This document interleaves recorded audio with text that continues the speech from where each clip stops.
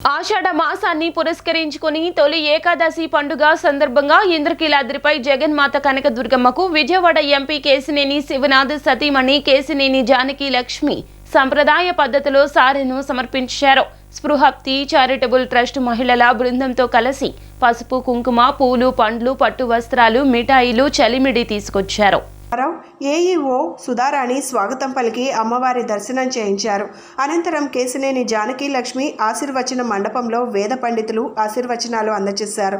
6వ అంతస్తులోని మల్లికార్జున మహామండపంలో సారెను మూల విరాట్కు చూపించి అర్చకులకు అందజేశారు. పూజానంతరం తనతో వచ్చిన మహిళా భక్తులకు కేశినేని జానకి లక్ష్మి చలిమిడి ప్రసాదంగా అందజేశారు.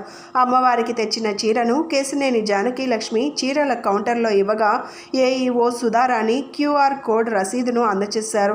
ఈ కార్యక్రమంలో ఎన్టీఆర్ జిల్లా తెలుగు మహిళా అధ్యక్షురాలు corporator Chennupati Usharani, MV Sudhakar, Spruharthi charitable trust మహిళా సభ్యులు Lakshmi Prasanna, Bharati, K Padma, R Radha, A Ashwini, R Vani, U Srikeerthi పాల్గొన్నారు.